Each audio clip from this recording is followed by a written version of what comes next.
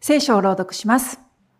本日与えられた聖書の本文は、ヨハネによる福音書の5章、1節から9節になります。ヨハネによる福音書の5章、1節から9節を、司会者と皆さんとで購読します。5章の1節。その後、ユダヤ人の祭りがあったので、イエスはエルサレムに登られた。エルサレムには羊の門の傍らにヘブライ語でベトザダと呼ばれる池があり、そこには5つの回廊があった。この回廊には病気の人、目の見えない人、足の不自由な人、体の麻痺した人などが大勢横たわっていた。さて、そこに38年も病気で苦しんでいる人がいた。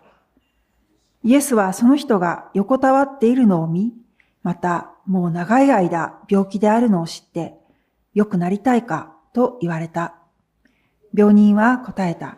主よ、水が動くとき、私を池の中に入れてくれる人がいないのです。私が行くうちに他の人が先に降りていくのです。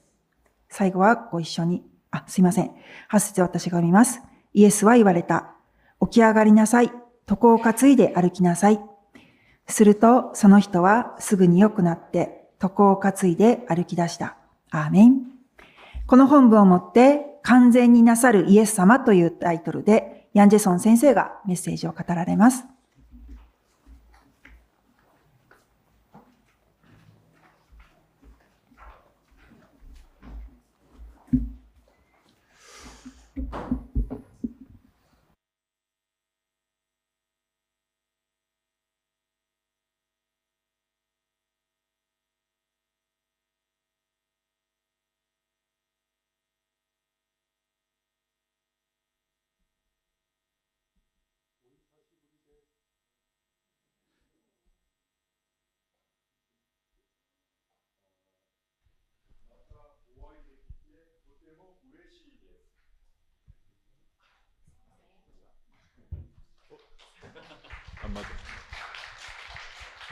お久しぶりです。またお会いできてとても嬉しいです。神様はあなたのことも愛しています。아멘. 오늘 본문에는 정확하게 어떤 병인지는 알 수 없지만 전혀 거동을 못하는 하반신 마비나 중풍 혹은 만성적 마비성 질환으로 38년 동안 고통 가운데 살고 있는 한 사람의 이야기가 나오고 있습니다.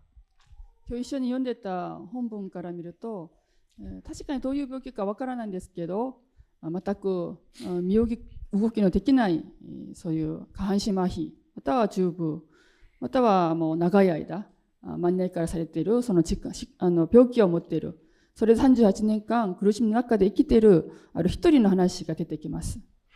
성경 어디에도 이 사람의 이름은 등장하지 않습니다. 聖書どこにもその人の名前は出てきません。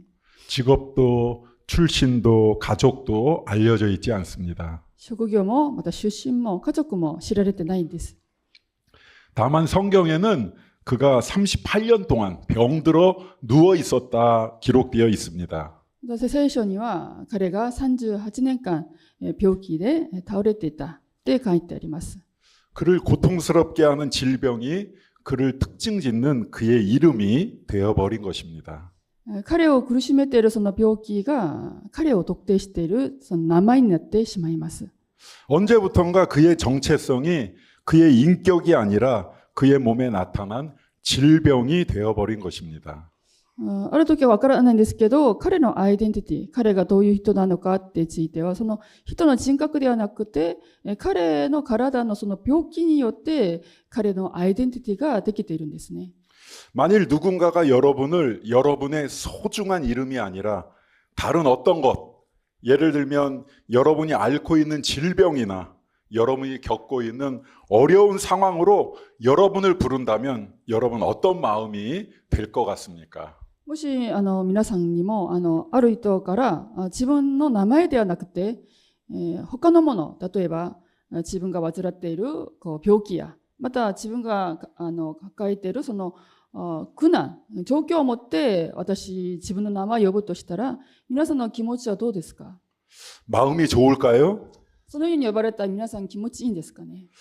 아마 여러분의 마음이 그렇게 좋지는 않을 것 같습니다. 多分皆さんもそのように呼ばれたら気分は良くないと思います。 아마 이 38년 된 병자도 그 긴 시간을 지나오면서 언제부턴가는 자신이 그렇게 불리는 것에 익숙해진 것이지, 그 사람도 처음에는 소위 정체성의 혼란을 겪으면서 심적으로나 정신적으로나 적지 않은 고통을 겪었을 것입니다. この本に出ているこの患者さんも人も長い間の生きている間、いつかわからないですけども、そのように呼ばれることに慣れているんですけども、でも最初は彼もいわゆるアイデンティティについて混乱を感じたり、また心的にも精神的にも大きな苦しみを受けていたと思います。 여러분 가운데도 비록 이 38년 된 병자가 겪은 이런 종류의 정체성 혼란은 아니더라도 인생을 살아오면서 어떤 변화를 겪으며 정체성과 관련된 크고 작은 어려움을 경험해 보신 분들이 계실 것 같습니다. 皆さんの中にも、38年間この病気になっているその人のような、そのようなアイデンティティの混乱ではないけど、人生の混乱の変化の中で、私は何者かっていうそのアイデンティティを少なからず小さくても大きくてもこの混乱を感じた経験があると思います。 제가 생각하기에 여러분 대부분은 기독교 가정에서 태어나서 기독교 교육을 받으며 자연스럽게 신앙을 받아들인 사람들은 아닌 것 같습니다.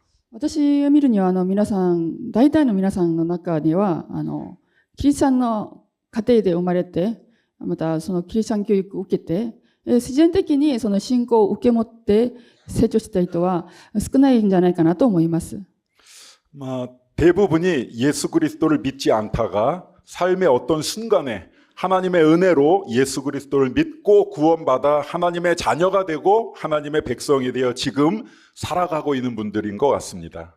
皆さん、大体の皆さんの中にはイエス様は信じてなかったけど、人生のある瞬間、イエス様の主の恵みによってイエス様を信じて救われて、神の子供になって、神の民として生きている人が皆さん大体の方だと思います。 그렇다면 아마 여러분도 비그리스도인에서 그리스도인으로 정체성이 바뀌면서 아마 한동안 정체성의 혼란을 겪었을 확률이 높다고 볼 수 있습니다. したら皆さんのそのノンクリスチャンからクリスチャンになって、そのようにアイデンティティが変わって、ある程度はそのアイデンティティで混乱を受けながら、ちょっと混乱な時期があったと思います。 어쩌면 오늘 이곳에 나온 여러분 중에 어떤 분은 여전히 아직까지도 정체성의 혼란을 겪으며 신앙생활하고 있을런지도 모르겠습니다. もしかすると、今日ここで礼拝を捧げている皆さんの中でも、ある方は今も以前とそのアイデンティティの混乱を受けながら信仰生活を送っている方がいるかもしれません。 사실 정체성의 혼란은 작은 문제가 아닙니다. 事実、このアイデンティティの問題は小さい問題ではないんですね。 저 자신도 카자흐스탄이라는 곳에 가서 선교하는 동안 정체성과 관련한 혼란을, 어려움을 자주 겪었습니다. 私自身もカザフスタンというところに行って宣教する間、そういうようなアイデンティティの混乱をたくさん経験したことがあります。 그곳에서는 제가 누구인지를 설명하기가 어려웠습니다. そこでは私が誰なのか説明するのが難しかったんです。 그곳 사람들은 일단 외국인을 만나면 그 외국인이 왜 그곳에 왔는지를 궁금해하면서 물어봅니다. まずその国の人たちは外国人に出会ったら、どうしてあなたはここに来たのかって問います。 여러분들하고는 다르죠? 皆さんとは違いますね。 자기 카자흐스탄에 사는 사람들 생각에는 외국인이 자기 나라에 올 이유가 없는데 저 사람이 무슨 일로 왔을까 하고 궁금해하는 것입니다. そのカザフスタンの方は外国人を見たらどうしてうちの国に来たんだろうなって思うんですね。それ不思議に思って聞くんです。 여러분 카자흐스탄이 어디에 있는지 알고 계십니까? 皆さんはカザフスタンがどこにあるか分かりますか？ 아시는 분 많지 않을 것입니다. そんなに多くはないと思います。 그런 곳에 외국인이 와 있으면 그곳 현지인들이 보기에 저 사람이 우리나라에 왜 왔을까가 궁금한 것이죠. だからそのようにあんまり知られてない国なのにどうして外国人の人はうちの国に来たんだろうなってそう不思議に思うんですね。 일본에서는 적어도 외국인이 많이 사는 이곳 동경에서는 그런 질문을 받을 일은 없을 것 같습니다. しかし日本で特にこの外国人がたくさん住んでいるその同郷ではそのような質問を受けるケースがあんまりないんですね。 왜냐하면 워낙 많은 외국인들이 이곳에 살고 있기 때문이죠. たくさんの外国人が住んでいるからですね。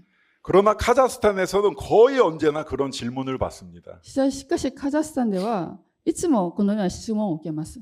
여기에 왜 왔는지를 대답을 해줘야 됩니다. だからどうしてこの国に来たのかその答えをしないといけないんですね。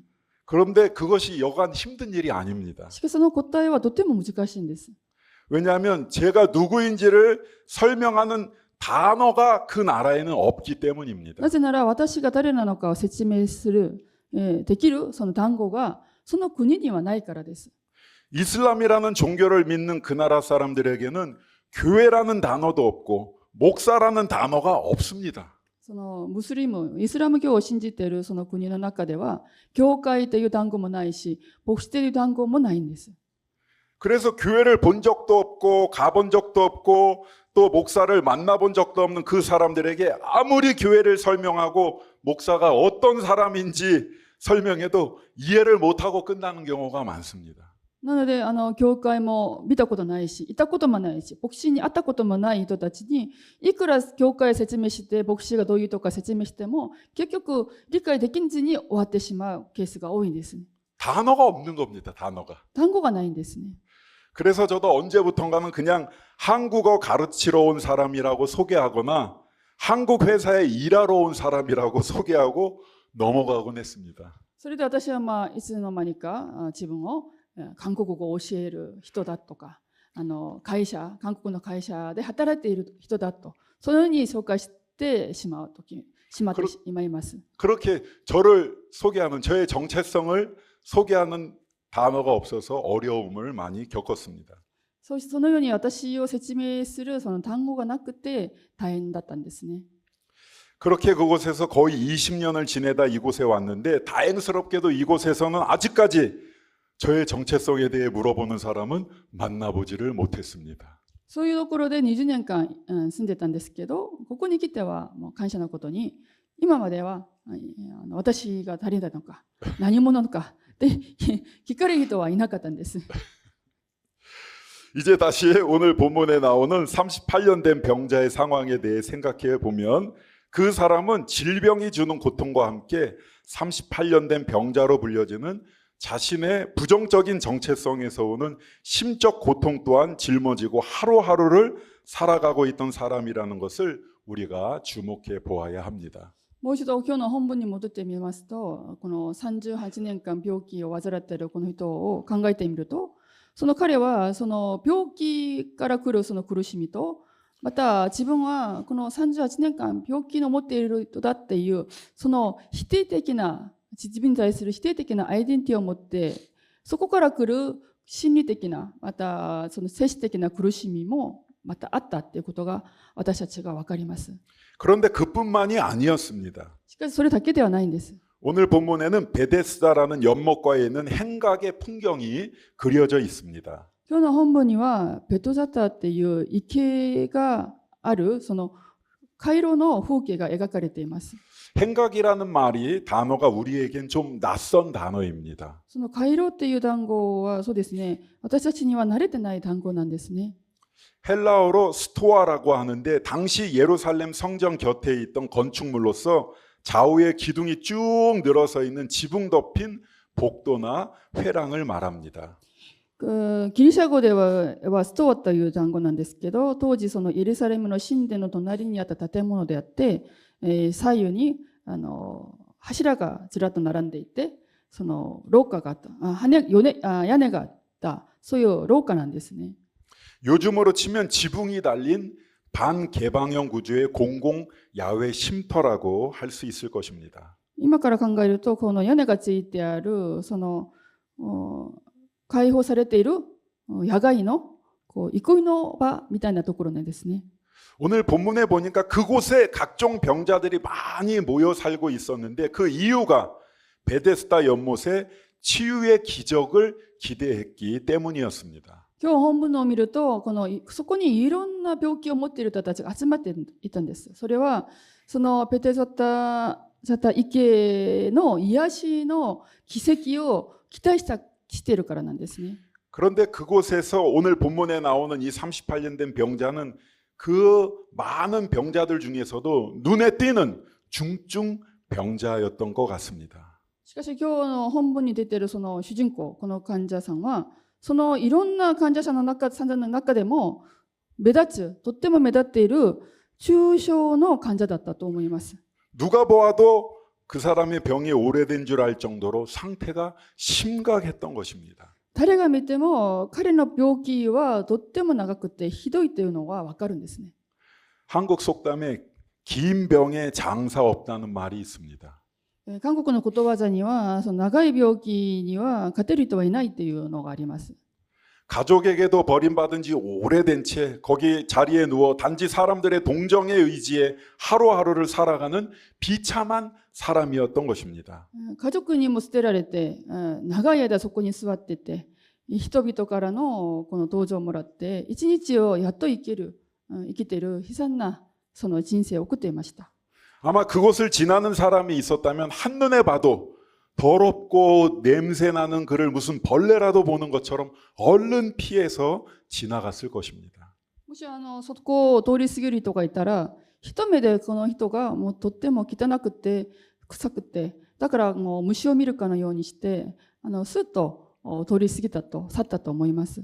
또 어떤 사람들은 경멸 어린 눈으로 저 사람은 도대체 무슨 죄를 지었길래 하나님께 벌을 받아 저렇게 비참하게 되었냐고 속으로 그를 정죄하면서 지나갔을 것입니다. またある人はその軽蔑する目つきで、あの人どんな罪を犯したからあんなにね神様から天罰を受けてあのようになったのかなと思って心で思って彼をそのように思ったかもしれません。 만약 여러분이 그때 그 자리에 있었다면 어떻게 하셨을 것 같습니까? もし皆さんがそこの場にいたらどう思いますか？ 아마 그때 우리가 거기 있었다면 우리도 아마 그런 태도, 그런 눈길, 그런 마음으로 그 사람을 바라보았을지 모릅니다. もしその時私たちがそこにいたら、私たちも多分同じ態度、同じ目つき、同じ心を持って彼を見たかもしれません。 그런데 사실 꼭 38년 된 병자 같은 사람은 아니더라도 오늘 우리가 조금만 눈을 돌려 우리 주변을 살펴보면 오늘 우리 주변에 몸과 마음이 아픈 사람들이 참 많다는 것을 보게 됩니다. しかし今日本文に出ているその患者のような人じゃなくても、少し私たちが目を配ってみると、今日うちの周りにもこういうように心と体を傷んでいる人といったがたくさんいます。 고달픈 이 세상을 살면서 몸과 마음에 병을 얻은 사람들이 우리 주변에 적지 않습니다. 人生生きるのは辛いから、とても辛いから心も体も病気を持っている人がたくさんいるんでしょうね。 여기에는 다양한 스트레스가 큰 원인으로 알려져 있죠. そこにはいろんなストレスが原因だと言われています。 토마스 홈과 엠 마수스라는 두 명의 문화인류학자가 스트레스에 대해 연구해서 발표한 것이 있습니다. トマス・ホームとエン・マススラの2人の文化人類学者がストレスに関する研究を発表したことがあります。 이 두 사람이 일상적인 삶에서 경험되는 여러 가지 변화가 사람들에게 만들어내는 스트레스를 지수로 측정해서 발표한 적이 있습니다. こちらが生きている時、生活の中で起きているいろんな変化によって人が受けているそのストレスを数字を持って測定して発表したことがあります。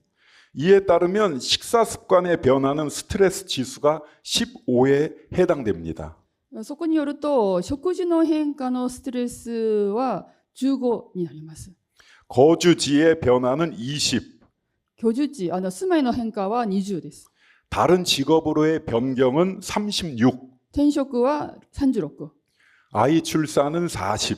出産は40、 결혼은 50. 結婚は50、 가까운 가족의 죽음은 63. 家族の死は63、 이혼은 73, 離婚は73、 그리고 배우자의 죽음은 스트레스 지수가 100이라고 합니다. 配偶者の死はそのストレスの数字が100だったと言われています。 저는 저 자신의 현재 스트레스 지수가 얼마가 되나 계산해 보았습니다. 私は自分の今のストレスはどのぐらいなのか計算してみました。 식사 습관의 변화 15. 食事の変化15。 여기는 밥도 들고 먹어야 되더라고요. ここは日本はこう器お椀を取って手に持って食べるんですね。 바닥에 놓고 먹다가 깜짝 놀래가지고 손에 들고 먹어야 되는데 그것도 작은 스트레스죠. テーブルに置いて食べてびっくりしてるんですね。それも私にはストレスになるかもしれません。 거주지의 변화는 20입니다. 家の変化は20ですね。 다른 직업으로의 변경 36. 職業の変更これ36ですね。 선교사로 사역하다가 담임 목사로 왔으니 또 바뀐 것이기 때문에 변화의 지수가 36입니다. 스트레스 지수가.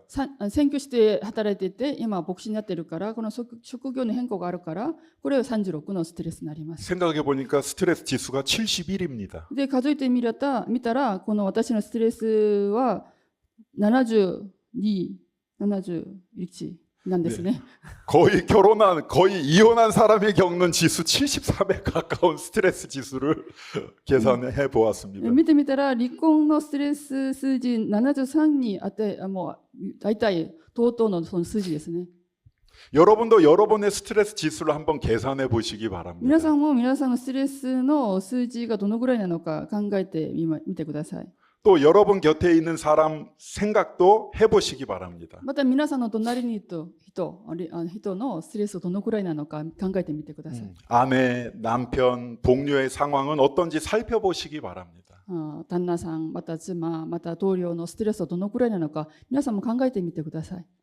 그리고 따뜻한 위로나 격려를 해주시기를 それを 바랍니다. 考えながら温かい励まし、また慰めをあげてください。 이런 어떤 삶의 변화에서 오는 스트레스만 있는 것은 아닙니다.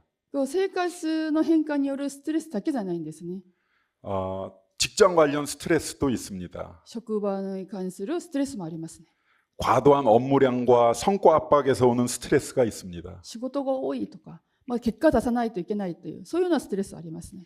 경제적 스트레스도 있습니다. 経済的なストレスありますね。 경제적 불안정과 물가 상승으로 인한 생활비 스트레스가 있습니다. 経済的な不安定、また物価が上がってるんですね。それによる生活費のストレスがあります。 사회적 스트레스도 있습니다. 社会的ストレスもあります。 가족, 친구, 동료와의 관계에서 오는 갈등이나 지나친 간섭이나 기대가 스트레스가 됩니다. 家族、友達、同僚からその関係の中から来る葛藤、また干渉、また期待がストレスになります。 건강 스트레스도 있습니다. 健康ストレスもあります。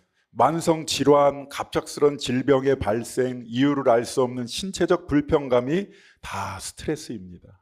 慢性疾患、またいきなり発生する病気、また理由わからない身体、体的な不快感などがありますね。 또 정보 과부하라는 스트레스도 ま 있습니다. た今は情報が多すぎるからそこから来るストレスもあります。 디지털 시대에 정보의 양이 증가하면서 겪는 스트레스입니다. このようなデジタルの時代で情報の量があまりにも多いからそこから来るストレスもあります。 이 시대 정말 많은 스트레스 요인들이 발생하고 있습니다. これ見てみると本当にいろんなストレスがありますね。 그래서 앞서 말씀드린 것처럼 우리가 조금만 눈을 돌려 주변을 살펴보면 우리 주변에는 이런 스트레스로 인해 몸과 마음에 병이 들어 아픈 사람들이 참 많이 있습니다. なのでさっき言ったように私たちの周りを見てみるとこのようなストレスによって心と体に病気を持っている人が多いんです。 우리는 그들의 고통과 아픔에 귀를 기울이고 예수님의 사랑으로 그들을 도와주어야 합니다. で私たちはその彼らのそういう人たちの苦しみまた痛みよく耳を傾けてそのイエス様の愛で彼らを助けないといけないんです。 위로와 격려와 기도를 해주어야 합니다. 慰めまた励ましまた祈りが必要です。 그럼 이제 우리는 38년 된 병자에게 예수님께서 하신 일을 통해 하나님께서 주시는 소중한 가르침에 우리의 마음을 집중해 보겠습니다. これからはこの38年間病気を患っている人にイエス様がなさったことを見ながら、私たちはそこからイエス様の神様の教えをいただきたいです。 예수님께서는 베데스다 목가의 행각에 모여있는 수많은 병자들 가운데 가장 비참하고 희망이 없는 그 한 사람 38년 된 병자에게 찾아가셨습니다. イエス様はそのペトジャッタっていう池のところに、カイロにたくさん集まっているその患者の中から一番悲惨で一番希望のない人、その38年間病気を患っている人に訪ねてきました。 자비의 집이라는 이름의 베데스다 연못가에서 아이러니하게도 철저한 무자비를 경험하며 그 마음과 영혼이 다른 사람에 대한 원망과 분노로 깊이 병들어 버린 그 38년 된 병자를 예수님께서 찾아가셨던 것입니다. ペトジャタという名前は慈しみの家だと言うんですけど、むしろそこで無慈悲を経験しながら、心と体に人に対する怒りやまた恨みによって心の病にできてしまった彼のところをイエス様が訪ねていきました。 예수님은 늘 구원의 소망을 기다리지만 번번이 그 소망이 무너져 버리고 원망과 분노가 일상이 되어버린, 그럼에도 달리 다른 곳에 소망을 두지 못하고 늘 그 자리에서 언젠가를 외치며 매일을 살아가고 있던 몸과 마음이 무너져 있던 그 한 사람을 찾아가신 것입니다. イエス様が訪ねていた人は、そうですね、いつもその救いの希望を願っているんですけど、毎回その希望は崩れてしまって、恨みと怒りが日常になってしまって、しかしそうでも他のところには希望を置くことはできない。だからいつもその場所にとどまって、いつかと叫びながら毎日送っている。だから心も体も魂も崩れてしまった。希望のないその人を神様がイエス様は訪ねていきました。 그리고 그에게 물으셨습니다. そして彼に聞きました。 내가 낫고자 하느냐? よくなりたいか？ 내가 낫고자 하느냐? よくなりたいのか？ 언뜻 보면 이 질문은 이해가 잘 되지 않는 좀 이상한 질문 아닙니까? 一見見るとこれはよくあまり理解できないその質問なんです。不思議な質問なんですね。 아픈 사람 앞에 가서 당신 낫고 싶소 하고 묻는 것이 좀 이상하지 않습니까? 今病気の人のところにいて、あなたよくなりたいのかって聞くっておかしくないですか？ 아픈 사람 중에 그 누가 아니요, 나는 낫기를 원하지 않습니다라고 대답할 사람이 있겠습니까? そう質問を聞いて、今病気の人が違います。よくなりたくないですという人がどこにいるんでしょうか？ 그래서 저는 이 예수님의 좀 이해하기 어려운 질문을 좀 오래 묵상해 보았습니다. それで私はこのイエス様のこの質問を長い間ちょっと深く黙想してみました。 그러면서 저의 몸과 마음이 어려웠던 때를 떠올려 보게 되었습니다. それで私は自分が心と体がちょっと辛かった時を思い出してみました。 하나님께서 목사인 저의 기도의 모든 것에 응답해 주실까요? 神様は私は牧師だから私の祈りにすべて答えてくれるんでしょうか？ 가끔 목사인 저도 기도 응답을 받지 못해서 절망할 때가 있습니다. 私もその神様の祈りで答えられなくて絶望した時がたまにあります。 예전에 선교지에 있으면서 몸이 아플 때 병원에도 못 가고 침대에 누워서 원인을 모르는 고열과 복통에 시달리면서 고통 속에 기도밖에 할 것이 없었던 때가 종종 있었습니다. 選挙地にいながら体が痛いんだけど病院も行けず横になってて理由はわからないけど高熱とその痛みによってもうこの苦しみの中で祈るしかなかった時があったんです。 하나님 빨리 낫게 해주세요. 神様早く治してください。 그렇게 하나님의 치유의 은혜를 구했지만 응답되지 않았던 적이 여러 번 있었습니다. そのように切に祈ったけど答えなかった時がたまにありました。 앓을 대로 앓고 나서 열이 내리고 복통이 가라앉아 자리에서 일어날 수 있게 되었을 때는 이제 좀 살 것 같다. 기쁨도 찾아오지만은 마음 한켠에는 하나님이 내 기도에 응답해 주지 않으셨네 하는 섭섭함, 거절감, 또 나는 부족한가 봐. 나 자신의 부족함에 대한 부족함 같은 부정적인 감정이 느껴지지 않을 수가 없었습니다. だからそのように高熱やまた痛みで長い時間苦しんだ後で、熱が下がって痛みもなくなった時、やっともう大丈夫良くなったと嬉しい時もあるんですけど、しかし心の傍らには片方には神様は私の祈りに応えてくれなかったっていうその寂しさとか拒絶感とか、私はちょっと足りないものだからじゃないかなっていう、そういうのは自分に対する否定的な感情があります。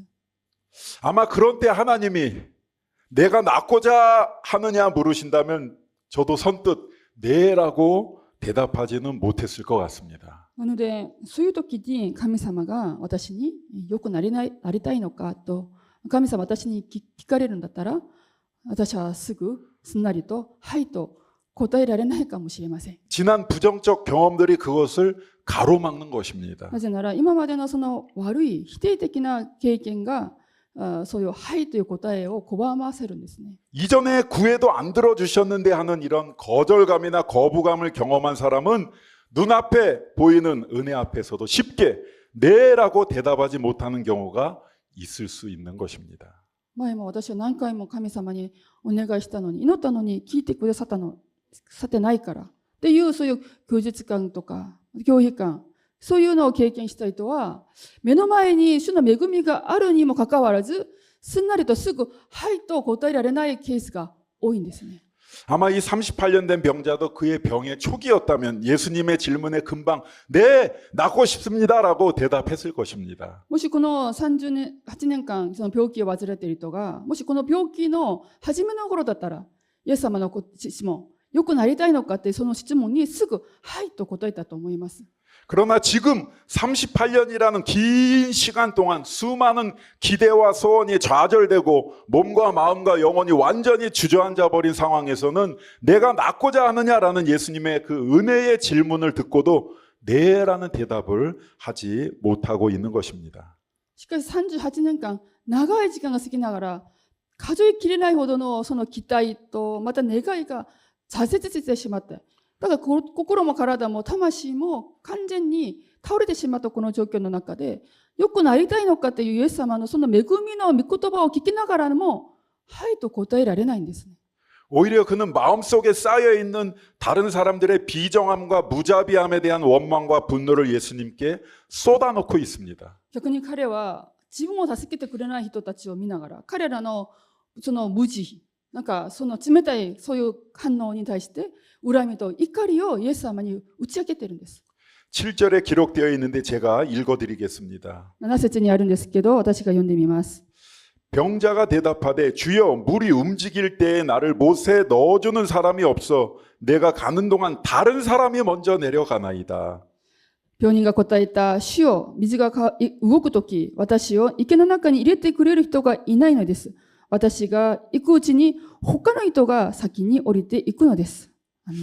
여기서 이 38년 된 병자의 마음 깊은 곳에서 나오는 다른 사람에 대한 원망과 분노의 소리가 여러분 들리지 않습니까? ここを見ながら皆さん、この患者さんの心の深いところにある人に対しての恨みや怒りの声が聞こえませんか？ 이제 그런 그에게 보여주신 예수님의 모습을 예수님의 반응을 생각해 보아야겠습니다. これからはこの人に、こういう状況にある人に、この彼にイエス様が見せているその反応を考えてみたいです。 예수님은 그의 그런 부정적 대답에 아무런 반응을 보이지 않으십니다. イエス様は彼のその否定的な反応に答えにイエス様はどんな反応も見せないんです。 그것은 38년 된 병자에게는 자연스러운 반응이라는 것을 예수님께서 아셨기 때문입니다. なぜならその患者さんの反応はとても自然的な反応だからです。 오히려 예수님은 그에게 정말 중요하고 필요한 것을 말씀하고 계십니다. 代わりにイエス様は彼にとっても必要な大事なことをおっしゃいます。 8절 말씀입니다. 8節の御言葉です。 8절 말씀 우리 함께 읽어볼까요? 8節御言葉を一緒に読みます。 일어나 내 자리를 들고 걸어가라. 一緒に読みます。イエスは言われた。起き上がりなさい。ここを担いで歩きなさい。アメン。 일어나 내 자리를 들고 걸어가라. 起き上がりなさい。どこを担いで歩きなさい。 원문에 따르면 이 8절 말씀은 독립된 세 개의 명령문으로 되어 있습니다. この聖書の原文を見ると、この8節の御言葉は独立されているしているその3つの命令になっています。 일어나라. 起き上がりなさい。 내 자리를 들어라. 床を担ぎなさい。 그리고 걸어가라. そして歩きなさい。 이 세 개의 명령문으로 되어 있습니다. この3つの命令文になっています。 이 짧은 세 문장 속에서 우리는 예수님이 정말 누구신지 알게 됩니다. この3つの短い単語からイエス様がどんな方であるか私たちは分かります。 한 문장으로 표현하면 그분은 바로 온전하게 하시는 분이십니다. これを一つの文章にまとめると、それはイエス様は私たちを完全になさる方だ。 예수님께서 38년 된 병자에게 하신 질문, 내가 낫고자 하느냐라는 이 질문은 너는 진심으로 온전하게 되기를 원하느냐라는 질문이었습니다. イエス様はこの患者に言うんですね。質問するんですね。よくなりたいのか。その質問は、あなたは本当に心を持って完全になりたいのかっていう質問なんです。 단지 육체적 질병의 치유를 원하느냐고 물으신 것이 아닙니다. 単なるこの体、肉体的な、身体的なこの病を癒されたいかっていう質問じゃないんですね。 그의 모든 삶이 온전하게 되기를 원하느냐는 질문이었습니다. 彼のすべての人生、彼のすべてのその生き方、それが完全になりたいのか、そういう質問なんですね。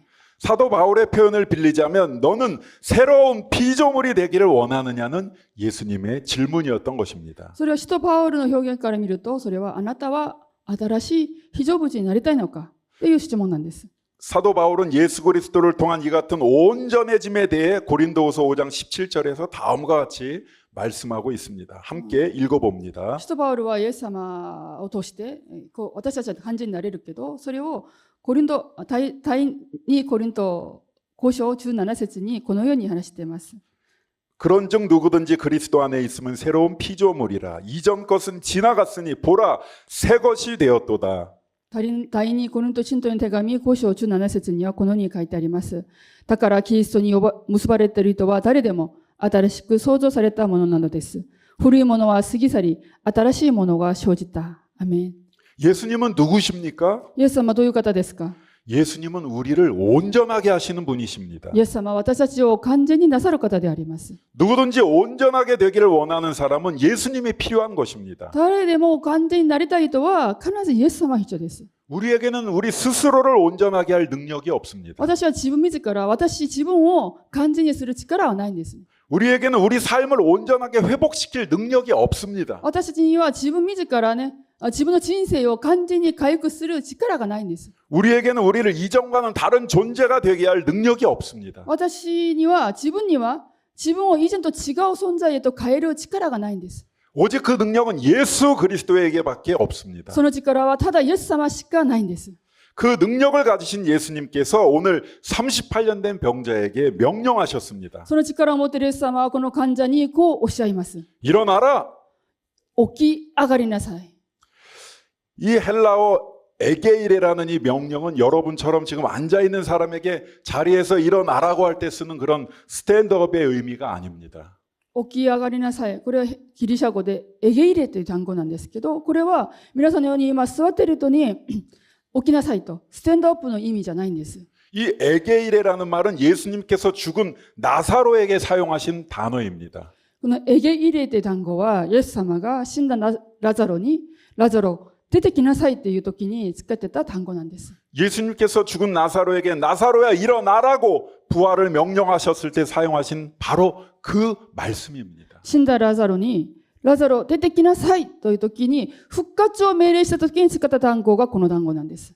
이른바 다시 살아나라고 하는 부활의 명령이라고 할 수 있습니다. だからこれは再び生き返りなさいっていう復活の命令であります。 이는 몸과 마음과 영혼이 절망 가운데 죽음의 자리에 있던 자에게 부활의 능력이 들어가게 하시는 주님의 권위 있는 명령이었던 것입니다. これは体も心も魂も絶望の中にいて死のところにいる人に復活の力を吹き入れる主の神様の権威ある命令です。 그 명령이 죽은 나사로에게 생명을 불어넣어 그를 살렸던 것처럼 여기 38년 된 병자를 살려낸 것입니다. その命令が死んだラザロに命を吹き入れて、彼を生かしてあげたように、今、イエス様はこの患者に、38年間病気にかかっているこの患者を生き返らせてくださいました。 예수님은 오늘 우리에게도 일어나라고 말씀하고 계십니다. 今日イエス様は私たちにも起き上がりなさいと命令しておられます。 예수님은 38년 된 병자처럼 살아있으나 죽은 것 같은 상황에 있는 우리에게 다시 살아나라고 말씀하고 계십니다. イエス様はこの患者に、患者のように、私たち、生きているけど死んでいるかのように生きている私たちに、再び生き返りなさいと命令しておられます。 예수님은 이 시간 이 자리에 있는 우리를 생명의 자리로, 회복의 자리로, 온전함의 자리로 초청하고 계십니다. イエス様はこの時間、私たちを命へと、回復へと、完全なところへと、私たちを招待しておられます。 여러분 가운데 육체와 정신에서 죽음을 경험하고 있는 분들에게 생명과 치유의 예수님이 다시 일어나라고 말씀하고 계십니다. 体も精神的にも死を体験している私たちに、人々に命と癒しの神様、イエス様が再び起き上がりなさいと命令しておられます。 직장과 사업의 분야에서 죽음을 경험하고 있는 분들에게 부활의 주님은 다시 일어나라고 말씀하고 계십니다. 仕事でも、また家でも、死を経験している人々に、復活の神様は再びもう一度起き上がりなさいと命令しておられます。 남편과 아내의 관계에서 죽음을 경험하고 있는 사람들에게 화해와 화평의 예수님은 다시 일어나라고 말씀하고 계십니다. 旦那と、また奥さん、その夫婦の関係の中で死を経験している人々に、和解と平和のイエス様が再び起き上がりなさいとおっしゃっておられます。 예수님만이 소망이십니다. イエス様だけが希望です。 온전하게 하시는 예수님의 능력이 우리 삶의 모든 문제들의 구석구석에 흘러들어갈 때 죽음을 경험하고 있는 우리의 모든 상황에 새로운 생명, 새로운 삶이 찾아오게 될 것입니다. 完全にしてくださるイエス様の力が私たちの人生の隅々まで流れていくときに、死も経験している人々には新しい命、新しい生活が回復できると信じます。 그 결과 우리도 38년 된 병자가 자기의 자리를 들고 걸어가는 것과 같은 새로운 삶을 살아가게 될 것입니다. その結果、私たちはこの患者のように自分のとこを担いで歩いていくような新しい生き方を生きることができると思います。 이에 더해서 오늘 본문에서 한 가지 더 주목해 볼 것이 こ 있습니다. こに加えて、今日本文をもってもう一度注目すべきところがあります。 그것은 예수님이 그 38년 된 병자에게 자리를 들고 가라고 하신 말씀입니다. それはイエス様がこの患者に床を担ぎなさいと、それを持って歩きなさいとおっしゃったことです。 좀 이상하지 ちょっ 않습니까? と不思議じゃないですか。 병이 나았으면 그냥 가면 되지. 굳이 자리를 들고 가야 할 이유가 무엇입니까? 病気が癒されたら、まあ、帰ればいいんじゃないですか。なのになぜその床を担いでいく必要があるんですか。 혹시 여러분이 병원에서 태어날 때 의사로부터 그런 요청을 받는다면 어떨 것 같습니까? もし皆さんが病院退院したときに医者からそのように言われたらどう思いますか。 의사가 여러분을 불러서 침상 들고 가세요. 그러면 어떨 것 같습니까? 皆さんが退院するとき、医者が皆さんにそのベッドを持って行きなさいって言われたらどうしますか。 그래서 우리가 예수님이 들고 가라고 명령하신 이 명령을 생각해 보아야 할 필요가 있습니다. なのでここでイエス様が床を担ぎなさいと言った理由をよく考えないといけないんですね。 예수님이 들고 가라고 하시는 그의 자리란 그 38년 된 병자가 쳐다보기도 싫었을 그의 더럽고 냄새나는 그가 누워 있었던 그의 침상입니다. イエス様が担いで行きなさいとおっしゃっているその床は、この患者がもう二度と見たくない、もう二度と振り向きたくない、その汚くて、腐っているその床なんですね。ベッドなんですね。 그것은 그 사람으로 하여금 아프고 괴로운 과거를 생각나게 하는, 그래서 그가 가장 먼저 버리고 싶고 외면하고 싶은 아마 그런 것이었을 것입니다. その床というのは、彼から過ぎ去った自分の辛い痛い過去を思い出させる。だから一番早く捨てたい、そういうものなんですね。 그러나 예수님은 그것을 들고 가라고 명령하셨습니다. しかしイエス様はそれを持って行きなさいとおっしゃる。 그 이유가 その理由 무엇이었을까요? は何ですか。 바로 그 이유 안에 오늘 저와 여러분에게 주시는 중요한 교훈이 있는 것입니다. その理由の中に私たちがいただくべき大事な教えがあります。 하나님의 은혜를 받아 온전하게 된 사람에게는 과거의 상처나 아픔이나 고통의 흔적들이 단지 버려지고 외면되어져야 할 것이 아니라는 하나님의 예수님의 소중한 가르침인 것입니다. それはイエス様によって恵まれて完全になる人々にはその過去の傷や痛み苦しみというそういう痕跡というのはただ捨てるべきであるっていう捨てるべきではないということなんですね。 오히려 그것은 하나님의 은혜를 증거할 수 있는 예수 그리스도께서 나에게 하신 일의 흔적이 되는 것입니다. それは逆にそれがその傷その痕跡というのはイエス様の神様の恵みを証しできるイエス・キリストが私になさったことを見せる痕跡だからです。 사도 바울은 갈라디아 6장 17절에서 자신이 복음을 전하면서 당한 온갖 핍박과 고난을 가리켜 자기 몸에 있는 예수의 흔적이라고 말하고 있습니다. ガラディア書の6章17節には使徒パウロが自分が福音を伝えながら受けているその苦しみ苦難そのなどを指してそれを自分の体にあるイエスの焼き印だと言っています。 예수의 흔적 그것을 통해 더 깊이 사도 바울은 예수 그리스도의 능력을 경험해 나갈 수 있었다고 고백하고 있습니다. 彼はそのイエスの焼き印、その自分の体に残っているそれを持ってもっと深くイエス・キリストの力を経験できたと告白しています。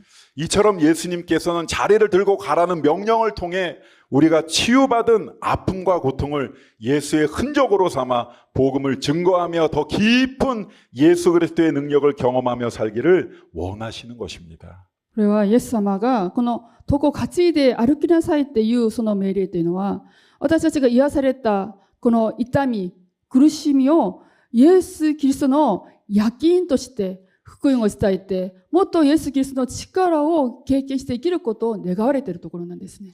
이제 말씀을 정리해 보겠습니다. メッセージをまとめます。 오늘 이 자리에 38년 된 병자와 같은 상황 가운데 살아가고 계신 분이 계십니까? ここに38年間病気を患っている人のようにそのような状況で生きている方がいらっしゃるんですか？ 예수님이 여러분을 일어나게 하실 것입니다. イエス様が皆さんを私たちを起き上がらせてくださいます。 온전하게 하시는 예수님의 여러분을 온전하게 하실 것입니다. イエス様が私たちを完全にしてくださいます。 여러분의 아픔의 자리에 고통의 자리가 변하여 그분의 흔적이 되게 하실 것입니다. 私の痛みその苦しみが変わってイエス・キリストの焼きになる焼きにさせてくださいます。 그 흔적으로 예수 그리스도를 증거하는 자들이 되게 하실 것입니다. その焼き印を持ってイエス・キリストを証しする人へとイエス神様が変わらせてくださいます。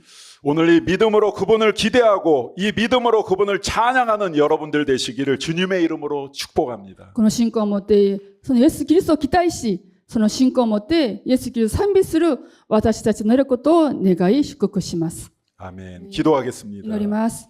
사랑의 주님, 愛する神様 오늘도 저희에게 먼저 찾아오셔서 우리의 이름 대신 아픔으로 불리던 자리에서 우리를 일으켜 세워주시니 감사합니다. 今日も私たちを訪ねてくださって私の名前の代わりに痛みの名前と呼んでくれたその場所から私たちを起き上がらせてくださり感謝します。 주님, 우리 삶의 깊은 자리까지 오셔서 무너진 마음과 지친 영혼을 회복시켜 주시고 외면하고 숨기고 싶었던 상처의 자리에도 주님의 은혜가 스며들어가게 하여 주옵소서. 神様、今日私たちの深いところまで来てくださって崩れてしまった心やまた疲れている魂を回復してくださって捨ててしまいたいそういう傷も後にイエス・キリストの神様の恵みが吹き入るようにしてください。 일어나라고 말씀하신 주님, 그 말씀이 오늘 우리의 삶의 모든 영역에 임하게 하여 주옵소서. 起き上がりなさいとおっしゃったイエス様、その御言葉が私の人生の領域の隅々まで臨在するように導いてください。 일어나 자리를 들고 걸어가는 새로운 존재로 살아가게 하옵소서. 起き上がってどこを担いで歩いていく新しい存在して生きることできますように導いてください。 주님 우리 인생의 아픔과 상처마저도 주님의 은혜를 드러내는 흔적이 되게 하셔서 지나온 고통의 시간이 헛되지 않게 하시고 그 흔적을 통해 누군가의 회복과 위로가 시작되게 하는 삶에 쓰임받게 하옵소서. 主よ、私たちの人生の中にあるその痛み、苦しみもイエス・キリストの恵みによってそれが現れていき、その苦しみ、その苦しんだその時間が虚しいものではなく、その痕跡を通して誰かを回復し、励ます、そのような働きとなりますように私たちを用いてください。 예수 그리스도의 이름으로 기도드립니다. イエス・キリストの皆を通してお祈りを捧げます。 아멘.